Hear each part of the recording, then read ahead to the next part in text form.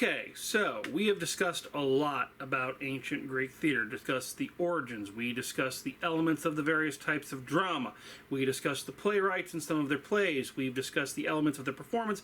Last thing to really cover in terms of the theater itself is the theater itself. Let's talk about the structure, where these plays were actually performed.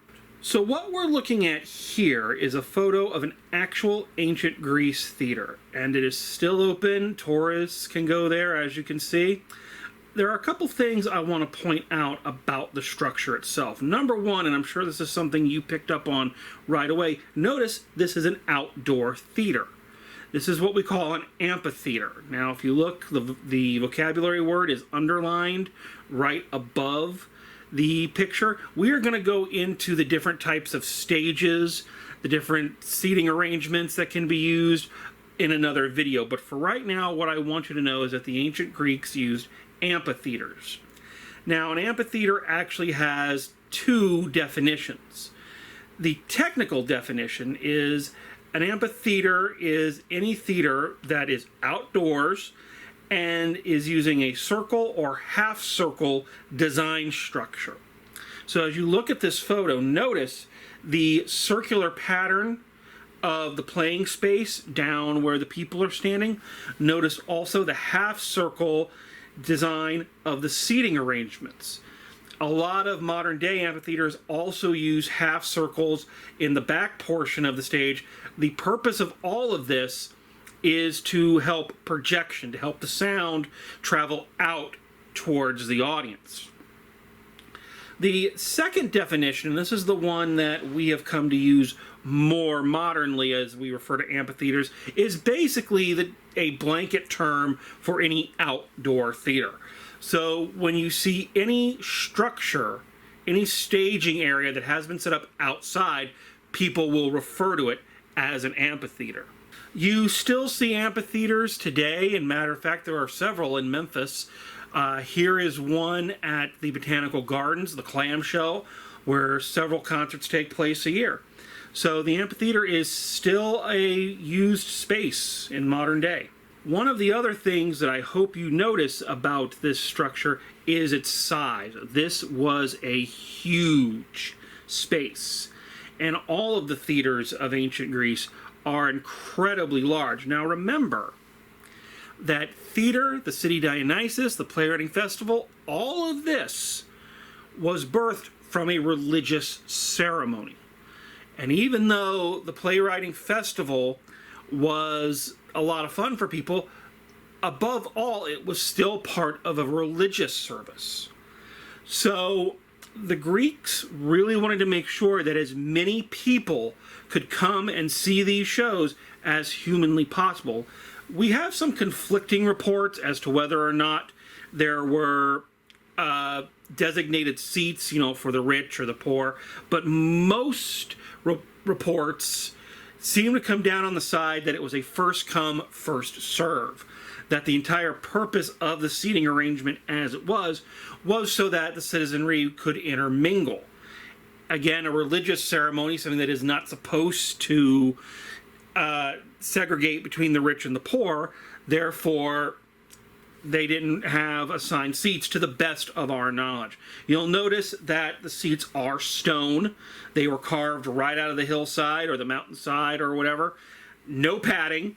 So imagine sitting on that for the 3 hours it would take you to watch one play, let alone the 4 plays, the 3 tragedies and 1 comedy that you'd be sitting through on any given day. What we're seeing here is a diagram of the basic setup of most Greek theaters. Most of them fell into this arrangement. There are some variations here and there, but for the most part, this is how they would all break down. There are 3 major parts of the Greek theater that I want us to be familiar with. The first part I want us to be familiar with is the theatron, or literally translated from the Greek into the viewing place. This is obviously the seating area for the audience. This is the section of the theater that in modern indoor theaters we would refer to as the house. So where the audience would sit. And of course, as you can probably guess, from the term theatron is where the actual term theater would eventually come from. The second part of the theater that I want us to be familiar with is what they call the orchestra. You can see it's the circular part right in the center. This was the playing area for the actors. As far as we know, this is the first permanent structure ever built solely for the purpose of performing. It's a circle about 66 feet in diameter, paved in stone. Now what you'll notice, as we kind of touched on with the theatron and how that would eventually morph into the audience or the house, a lot of these staging elements are still present in modern day theater structures. We have the stage, of course, where the acting now takes place, but a lot of theaters still have an orchestra. What they would mostly refer to it now as the orchestra pit, as the place where the band would set up for musical performances. Oftentimes in the center of the Greek theater, right in the center of the orchestra, there would be a little altar where they would usually do an animal sacrifice right before the performance. I can't imagine trying to go on and perform after someone has killed a goat on the stage, but, you know, different times. The third piece of the stage that I want us to be familiar with is this rectangle you see at the very bottom of the picture, and that would be, of course, at the very back of the theater itself. And this is called a skene. S-K-E-N-E, skene, or the scene building. Okay?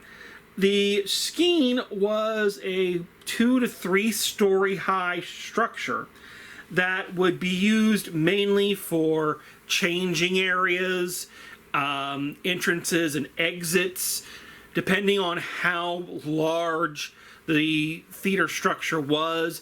They could be even bigger than that. But they were fairly tall, permanent structures with at least 2 or 3 doors in them. Again, this is so characters could make entrances and exits. And also, as we discussed when we were seeing the masks, a place where the actors could go to change from one character to the other. The skene would also be painted and would usually serve as the only backdrop for the performances. Now, they had some other ways of conveying the different locations, but we're going to talk about those here in just a second. So this should give you a general idea of how these theater structures were put up and the major parts of them. Now, the last thing to talk about as it relates to the building itself is some of the special effects and some of the special machinery that was constructed in order to help them tell their stories. And we're going to talk about that next time.